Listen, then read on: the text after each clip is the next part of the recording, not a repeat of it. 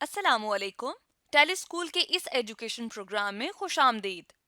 ये programme TV पर हुकूमत पाकिस्तान और सबक फाउंडेशन की शिराकत से पेश किया जा रहा है।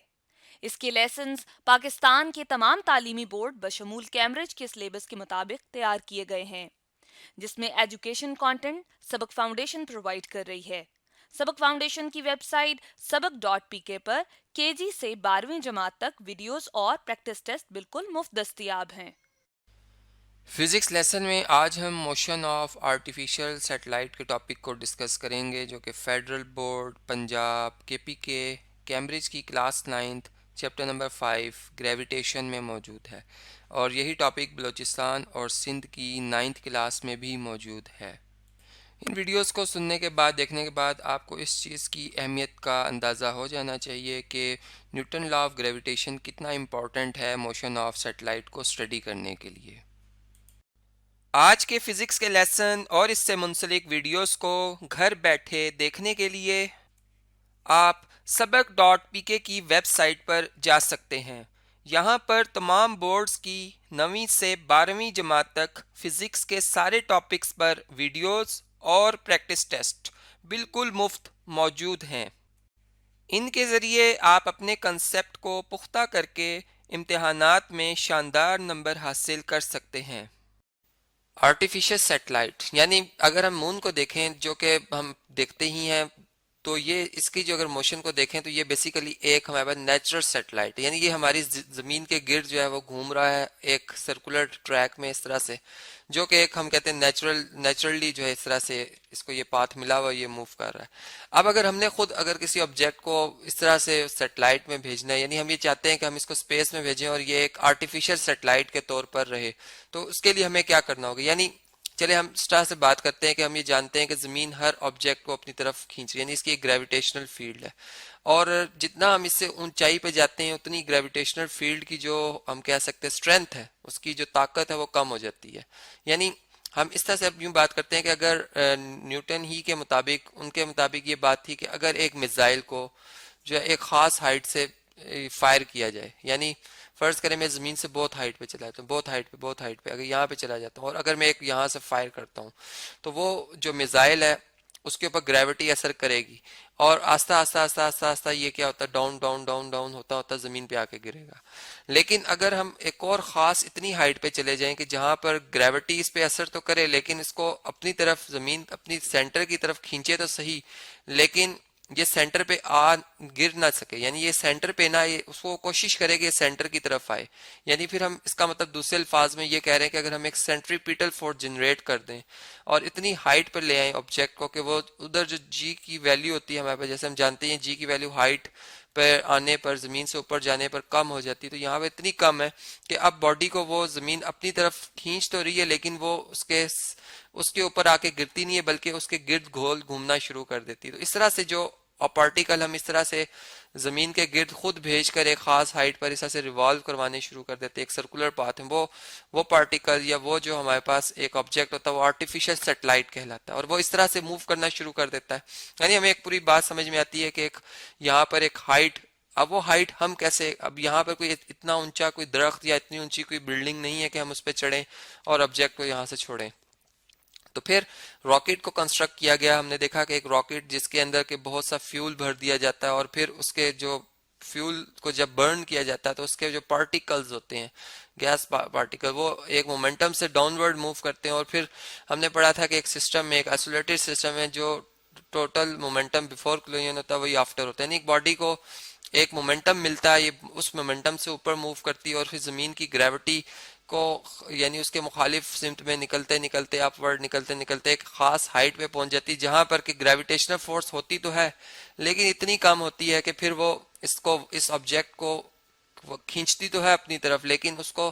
अपने सेंटर पे नहीं आती, बल्कि ये सेंटर के गिर्द रिवॉल्व करने शुरू हो जाता है ऑब्जेक्ट। और अगर हम देखें तो ये ऑब्जेक्ट भी जमीन के ऊपर एक फोर्स लगा रहा होता है, जैसे हमने एक्शन और रिएक्शन की बात की थी कि एक्शन होता है तो फिर रिएक्शन, दूसरा ऑब्जेक्ट उतनी ही अमाउंट में फोर्स लगाता है, तो ये फिर ये वाली फोर्स जो है, जो रिएक्शन फोर्स है, बेसिकली ये इसको जमीन की तरफ उसके सेंटर की तरफ आने से रोकती है और फिर ये बैलेंस रहती है। और फिर जो रिजल्टेंट हम कह सकते हैं कि ये वो फोर्स जो कि इस पर नेट अफेक्ट कर रही होती है, वो बेसिकली वो सेंट्रीपिटल फोर्स होती है, जो कि इसमें एक्सेलरेशन प्रोड्यूस कराती है जिसकी डायरेक्शन डाउनवर्ड होती है, और फिर बॉडी जो है वो इस तरह से यूनिफॉर्म मोशन में एक्सेलरेट करना शुरू कर देता है। तो यहाँ से अगर हम दोनों इन बातों को कंबाइन करें तो हमने देखा कि दो ऑब्जेक्ट्स हैं, इनमें एक फोर्स ऑफ अट्रैक्शन है जो कि हम यहाँ पे यूं कह सकते हैं कि वो फोर्स ऑफ अट्रैक्शन जो है वो ग्रेविटेशनल, जो हमारे पास न्यूटन लॉ ऑफ ग्रेविटेशन से हम निकाल सकते हैं, जो कि जी एम एम यानी सॉरी अगर M mass of the this object है और capital M mass of the earth हो, इस तरह से। ठीक है जी, इसको मैं कैपिटल एम लिख दूं ओवर आर स्क्वायर। अब आर बेसिकली उस वक्त होता है जिस वक्त हम अर्थ पे होते हैं। अब हम अर्थ से एक हाइट पर हैं, हम अर्थ से ऊपर आ चुके हैं एक खास हाइट पे, तो आर प्लस एच हो जाएगा, यानी एच इसलिए हो जाएगा कि हम एक हाइट पर आ गए हैं, तो आर प्लस एच का होल स्क्वायर हो जाएगा। और फिर हमने पढ़ा था कि ये फोर्स उतनी ज्यादा होती है जितनी कम जो है ये डिस्टेंस होता है ऑब्जेक्ट्स के सेंटर्स के, यानी सेंटर ऑफ मास के दरमियान जितना कम डिस्टेंस होगा उतनी ज्यादा ये फोर्स होगी, और जितना वही बात के मास का प्रोडक्ट ज्यादा होगा उतना ज्यादा ये फोर्स ऑफ अट्रैक्शन भी होगी। अब यहाँ पर अगर न्यूटन थर्ड लॉ के हिसाब से देखें तो अगर एक ऑब्जेक्ट दूसरे ऑब्जेक्ट को अट्रैक्ट करे तो दूसरा भी ऑब्जेक्ट उसको पहले ऑब्जेक्ट को अपनी तरफ अट्रैक्ट करें। दोनों की फोर्सेस एक दूसरे के अपोजिट डायरेक्शन में है। जमीन अगर अपनी तरफ खींच रही है तो चांद इसे अपनी तरफ खींच रहा है, और फिर या ये ऑब्जेक्ट इसे अपनी तरफ खींच रहा है, तो फिर एक्शन रिएक्शन वाली बात तो बैलेंस हो जाती है। लेकिन न्यूटन सेकेंड लॉ को देखें तो फिर एक्सलेरेशन हमेशा उसी डायरेक्शन में होती है प्रोड्यूस जिसमें कि आप जो है वो फोर्स लगाते हैं। तो फिर फोर्स जो इस पे नेट फोर्स अफेक्ट करी जो कि इसमें मोशन क्रिएट कर रही है, बेसिकली उसकी डायरेक्शन डाउनवर्ड है, जिसे हम कहते हैं कि वो सेंट्रीपिटल एक्सीलरेशन है। तो इसका मतलब यहाँ पर जो ट्रैक्शन यानी जो इस बॉडी को रिवॉल्व करने पे मजबूर कर रही है कि ये रिवॉल्व करता रहे एक सर्कुलर ट्रैक में, उससे जो एक्सलेरेशन प्रोड्यूस हो रही है बेसिकली जो बॉडी के मोशन में डायरेक्शन में तब्दीली हो रही है, कंटिन्यूसली तब्दीली हो रही है, उस वजह से एक्सलेरेशन प्रोड्यूस हो रही है। और अगर हम एक्सलेरेशन के चेंज यानी उसमें जो डायरेक्शन के चेंज होने को की सिम्त को देखें तो वो basically towards the centre of the अर्थ है, जो कि हमने देखा था कि सेंटीमीटर फोर्स है वो सेंटर ऑफ द अर्थ की तरफ उसकी डायरेक्शन होती है। तो फिर हम यहाँ से कह सकते हैं कि हमारे पास जो हमने एक रिलेशन पढ़ा था सेंटीमीटर फोर्स का, जो कि इक्वल होता है एम वी यानी मास ऑफ द ऑब्जेक्ट। अब ऑब्जेक्ट कौन सा जी, वो इसका मास हमने एम ही रखा हुआ है, एम वी स्क्वायर, जो कि हम स्पीड कहेंगे। यहाँ पर हमने मैग्नीट्यूड ली थी जी, वेलोसिटी की मैग्नीट्यूड की बात की थी यूनिफॉर्म मोशन में, ओवर आर स्क्वायर। अब आर इसमें जो डिस्टेंस है ऑब्जेक्ट और यानी दोनों के जो सेंटर्स के दरमियान डिस्टेंस बेसिकली वो आर प्लस एच है, इसका क्या हो जाएगा G over R plus H, यानी M V square over R के बजाय हम आर प्लस एच लिख देंगे। तो दोनों फोर्सेस यानी इधर भी जो है ये बेसिकली वही ग्रेविटेशनल फोर्स इस पे असर करी जो कि इसको मूव करवा रही है, इस ऑर्बिट में रिवॉल्व करने पे मजबूर करी। तो अगर इन दोनों इक्वेशंस को 1 को और 2 को अगर हम बराबर कर लें यानी कंपेयर कर लें ट्रांजिटिव प्रॉपर्टी की बेस पर, तो हम कह सकते हैं कि जी, चलें जी यहाँ से, बल्कि यहाँ पर थोड़ा सा स्पेस है हमारे पास जी, जी एम एम यानी दोनों मैसेज का product over R plus H whole square, ये इक्वल टू हमारे पास आ जाएगा G M V square over R plus H. ठीक है जी, तो अगर आर प्लस एच से इधर भी मल्टीप्लाई कर दिया जाए और यहाँ भी आर प्लस एच से इधर भी आर प्लस एच से मल्टीप्लाई कर दिया जाए तो ये स्क्वायर इससे खत्म हो जाएगा, जबकि आर प्लस एच से आर प्लस एच से खत्म हो जाएगा। तो हमारे पास जी ग्रेविटेशनल यानी constant, M mass of the object या सैटेलाइट, मास ऑफ द जो हमारे पास अर्थ है over R plus H is equal to आ जाएगा एम वी स्क्वायर के। यानी यहाँ से अब हम वो जो स्पीड जिस स्पीड से ये बॉडी मूव करी है वो भी बड़ी आसानी से निकाल सकते हैं, और वो हम अगर यहाँ पर देखें तो हमारे पास उसकी क्या वैल्यू आती है जी, इसे यहाँ से कॉपी करते हैं और यहाँ पे चलें जी पेस्ट कर लेते हैं इसे। तो ये हमारे पास बन जाएगी जी, अगर m से दोनों तरफ डिवाइड कर दिया जाए यहाँ भी और यहाँ भी, m से कैंसिल हो जाएगा, कांस्टेंट वैल्यू m हम जानते हैं मास है जो भी ऑब्जेक्ट हमने भेजा है, तो g m over r plus h equal to v square आ जाएगा। और अगर हम स्क्वायर रूट ले लें, चूंकि यहाँ पर मैग्नीट्यूड फॉर्म है तो ये प्लस का ही सिंबल आएगा, नहीं वेलोसिटी पॉजिटिव ही हम कंसीडर करेंगे। तो ये हमारे पास ये वो वेलोसिटी आ गई है उस ऑब्जेक्ट की जिसको हम ऑर्बिटल वेलोसिटी कहते हैं जी, ओ आर बी में कह दूंगा, जिस जो कि एक बॉडी जब एक हम आर्टिफिशियली किसी ऑब्जेक्ट को भेजते हैं जमीन से उसके सेंटर से एक आर प्लस h हाइट पर, तो वो इस वेलोसिटी के साथ मूव करना शुरू हो जाती है। अब अगर हम इसमें न्यूमेरिकली कोई वैल्यूज एंटर करते हैं, यानी मास ऑफ द अर्थ तो हमें पता है वो क्या है, और इसी तरह से r और उस ऑब्जेक्ट की हाइट हमें पता हो, तो हम बता सकते हैं कि इस वक्त वो ऑब्जेक्ट अगर इतनी हाइट पर है तो वो जमीन के गिर्द इस रफ्तार से, इतनी वेलोसिटी के, इतनी स्पीड के साथ जो है यूनिफॉर्म मोशन में रिवॉल्व कर रहा है। तो इस तरह से हमने देखा कि कैसे हमने जो है वो आर्टिफिशियल सैटेलाइट को देखा, एक नेचुरल सैटेलाइट जो कि चांद हमें नजर आ रहा है। अब हम अगर मैस यानी मैस ऑफ द पर्सन की जगह जो मैंने एम रखा था उसको मैस ऑफ द मून से रिप्लेस कर दूं और मैस ऑफ द अर्थ को मैं एम ई लिख दूं, तो इसी रिलेशन से मैं ये भी बता सकता हूं कि अगर चांद का जमीन से हमें फासला पता चल जाए कि जमीन से वो कितनी हाइट पर है, तो हम वो फोर्स जो कि इन दोनों को, यानी चूंकि लाइट बॉडी जो है हमारे पास वो मून है, तो मून को जमीन जो अपनी तरफ एक फोर्स लगाकर रिवॉल्व करवा रही है इस तरह से कि ये सर्कुलर पाथ में मूव कर रहा है, जिसे हम सेंट्रीपिटल फोर्स कह रहे हैं। मोशन ऑफ आर्टिफिशियल सैटेलाइट, यानी ये बात तो हम जानते हैं कि जिस वक्त हम एक ऑब्जेक्ट को ऊपर फेंकते हैं अपनी अपनी फोर्स से, तो वो ऑब्जेक्ट जो है वापस, जैसे एक बॉल को ऊपर उछाला जाता है तो वो वापस जमीन की तरफ आता है, और वो जिस स्पीड से नीचे आता है, अगर उसमें एक्सेलरेशन जो प्रोड्यूस हो रही होती है उसको अगर हम नोट करें तो वो 10 मीटर पर सेकेंड स्क्वायर के हिसाब से होती है, यानी बड़ी क्विकली आता है। लेकिन जब हम एक बहुत ऊंची इमारत में चढ़ जाते हैं, फर्ज करें एक बहुत ऊंची इमारत पे, ठीक है, और अब यहाँ से मैं एक ऑब्जेक्ट को या एक ऑब्जेक्ट को थ्रो करता हूँ, इस तरह से हॉरिजॉन्टली थ्रो करता हूँ, तो ये ऑब्जेक्ट जो है इस तरह से पहले मूव होता हुआ फिर ग्रेविटी इसके ऊपर आस्ता आस्ता आस्ता, यानी एक हाइट पर हमने देखा कि जो ग्रेविटी होती है वो कम होती है, यानी कम फोर्स लग रही होती है। फिर जैसे जैसे वो चूंकि अपनी तरफ तो जमीन मुसलसल खींचे, तो एक वक्त आता है कि ऑब्जेक्ट फिर जमीन की तरफ तेजी से आ जाता है। तो ये तो बात हमें समझ में आती है। फिर अगर हम ये कहते हैं कि अगर हम एक खास और बुलंदी पे चले जाएं, इतनी बुलंदी पे चले जाएं कि अब जो ग्रेविटेशनल फोर्स उस पर असरअंदाज करे वो इतनी ना हो कि वो इसे वापस जमीन पर लाए, यानी एक हम खास हाइट पे आ जाते, चले मैं इसे एच हाइट कह देता हूँ, और अब हम बहुत एक बुलंदी पर हैं, और अब अगर इस बुलंदी से इस ऑब्जेक्ट को इस तरह से थ्रो किया जाता है तो ये ऑब्जेक्ट जो है वो मूव करना शुरू कर देगा, यानी जमीन इसको खींचेगी, और वो फोर्स जो कि जमीन इस पे लगा रही होगी बेसिकली वो इसको एक सर्कुलर पाथ में मूव करने पे मजबूर करी, जिसे हम सेंट्रीपिटल फोर्स कहते हैं। जबकि एक्शन एंड रिएक्शन के हवाले से अगर न्यूटन्स के लॉ जो हमारे पास है मोशन उनको अप्लाई किए थे थर्ड लॉ को, तो फिर उतनी ही मैग्नीट्यूड में, जितनी मैग्नीट्यूड में फोर्स जमीन इस पे लगा रही है नीचे की तरफ, उतनी ही फोर्स ऊपर की तरफ जो रिएक्शन फोर्स जो एक सेंट्रीफ्यूगल फोर्स ये ऑब्जेक्ट इस पे लगाएगा, तो ये बैलेंस्ड हो जाएंगी। अब ये ऑब्जेक्ट क्यों मूव कर रहा है? बेसिकली ये मूव कर रहा है जो कि हम ये कह सकते हैं इनके मैसेज का डिफरेंस था, यानी जो सैटेलाइट और जमीन के मैस का डिफरेंस है। अब उससे भी तो एक हमने ये बात पढ़ी थी, न्यूटन सेकंड लॉ के मुताबिक जो फोर्स है वो प्रोड्यूस करती है एक्सलरेशन। तो एक्सलरेशन अब चूंकि ये ऑब्जेक्ट जमीन पर प्रोड्यूस करने की कोशिश करेगा और जमीन उसके ऊपर प्रोड्यूस करने की कोशिश करेगा। अब मैसेज का मुकाबला है यहाँ पे। मैसेज में अगर हम देखें तो मैस ऑफ द सैटेलाइट छोटा है और मैस ऑफ द अर्थ बहुत बड़ा है, तो इसका मतलब कि फिर एक्सलरेशन जो है वो प्रोड्यूस करा देगी जमीन इसमें, और फिर इसी वजह से एक्सलरेशन की डायरेक्शन हमने देखा था सेंट्रीपिटल एक्सलरेशन की डायरेक्शन टुवर्ड्स सेंटर होती है। तो इसका मतलब कि जो जमीन इसमें एक्सलरेशन प्रोड्यूस करा रही है बेसिकली वो सेंट्रीपिटल एक्सलरेशन है,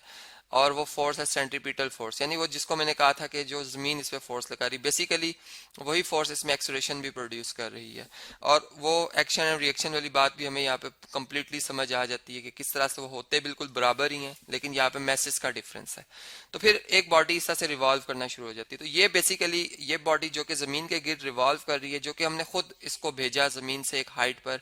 ये आर्टिफिशली है, यानी हमने एक कुदरती तौर पर नहीं है। कुदरती तौर पर अगर हम देखें तो एक नेचुरल सैटेलाइट भी है, जैसे हम चांद को देखते हैं। अब बिल्कुल वर्क यही हो रहा है, चांद जमीन के गिर्द इसीलिए रिवॉल्व कर रहा है कि चांद का मैस जमीन के मैस से कम है, 6 गुना कम है या उससे भी ज्यादा कम है। तो अब हम ये कहते हैं कि अगर इसका मैस उससे कम है तो जाहिर बात है कि ये दोनों एक दूसरे पे फोर्सेस लगा रहे हैं, और फिर वही बात कि जमीन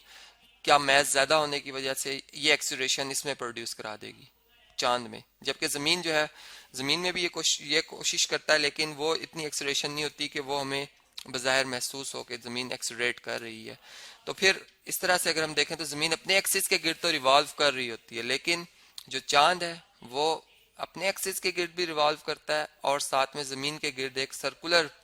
पाथ में जो है सर्कुलर पाथ में मूव कर रहा होता है, जिसे हम कहते हैं कि ये ऑर्बिटल इसका मोशन है, यानी एक सर्कुलर मोशन है, एक ऑर्बिट में मूव कर रहा है। अब ये बातें जब हमें समझ में आती हैं तो आर्टिफिशियल सैटेलाइट्स को भेजा जाता है जी सैटेलाइट्स में। जैसे आपको ये नज़र आ रही है आर्टिफिशियल सैटेलाइट है, और इसमें बेसिकली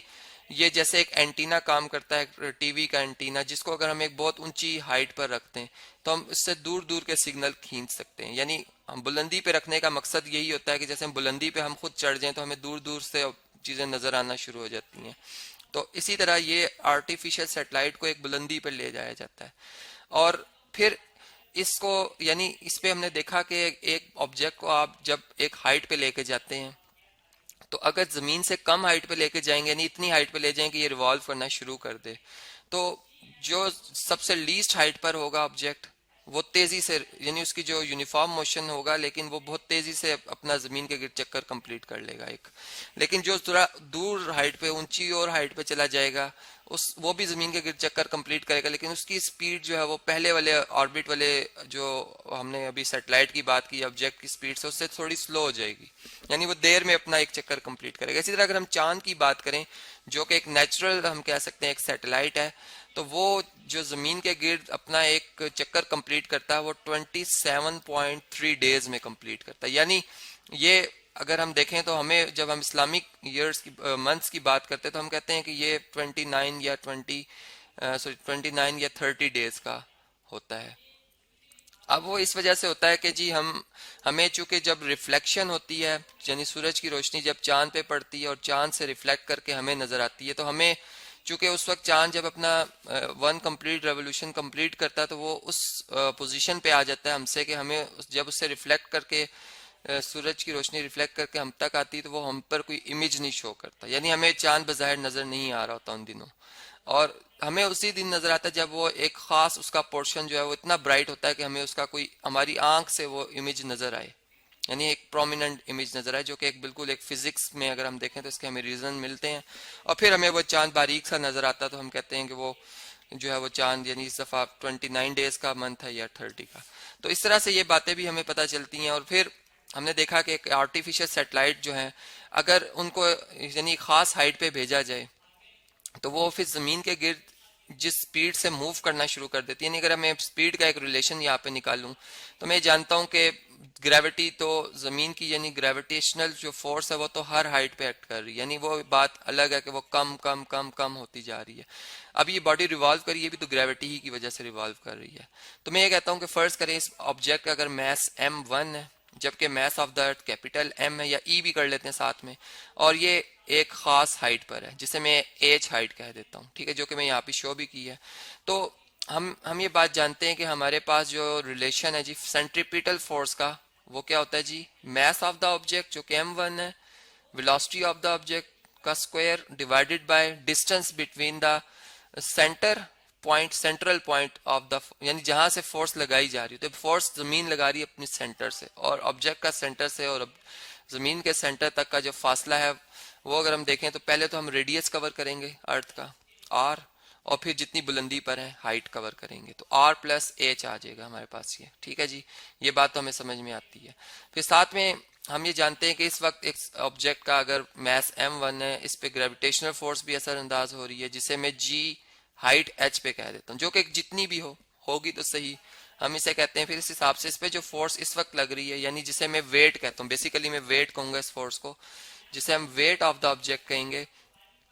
जो कि वही फोर्स है जिसे हम सेंट्रीपिटल फोर्स कह सकते हैं, यानी जो कि जमीन अट्रैक्ट कर रही है इस ऑब्जेक्ट को वो सेंट्रीपिटल फोर्स ही तो है, यानी उसको हम अब वेट की सेंस में बात करें जो कि m1g h आ जाएगी, ठीक है जी। तो यहाँ से अगर हम इन दोनों इक्वेशंस को आपस में कंपेयर करें, बराबर करें, तो हमारे पास जो रिलेशन आ जाता है वो m1g h जो है वो इक्वल टू आ जाएगा m1v square divided by r plus h, ठीक है। तो यहाँ से अगर आप m1 से दोनों तरफ डिवाइड कर लें, यहाँ भी और यहाँ भी m1 से,